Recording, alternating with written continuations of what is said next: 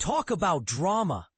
The Cleveland Browns may be about to make one of the boldest Week 1 roster decisions we've seen in years, and it's turning heads across the NFL. Can you imagine starting a season with 4 quarterbacks on your final 53-man roster? That's not just unusual, it's practically unheard of. But here's where it gets controversial. Insiders like ESPN's Adam Schefter are already predicting that Cleveland will do exactly that, breaking the mold and potentially shaking up how teams view QB depth. Let's break down what's happening. On Monday, the Browns officially named veteran Joe Flacco as their starting quarterback after he beat out highly touted rookie Shedeur Sanders and others during training camp. But the plot thickens. Cleveland isn't just stopping there. They fortified their quarterback room by trading for Kenny Pickett in the offseason, plus drafting Dillon Gabriel and Shedeur Sanders, giving them a surplus of promising options for the position. Schefter's report suggests they're leaning toward holding on to all of them: Flacco, Pickett, Gabriel, and Sanders. He even refers to quarterbacks as currency, a bold statement that hints at their strategic value beyond the field.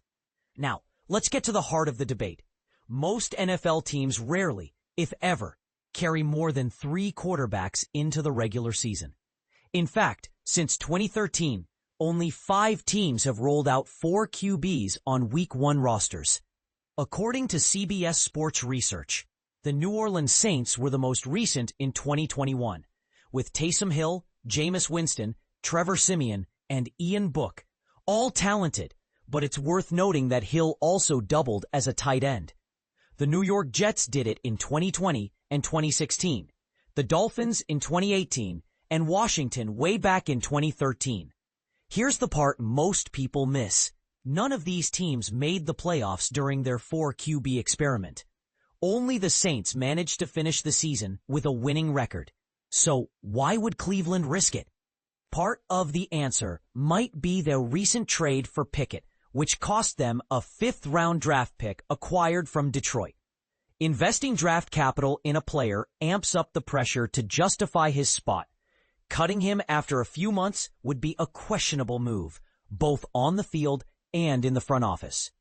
Plus, there's speculation that rival teams might sniff around for one of Cleveland's rookies, Gabriel and Sanders, both mid-round picks with upside. But here's a juicy question. Which rookie would draw the most trade interest, and should Cleveland seriously consider dealing away one of their young QBs?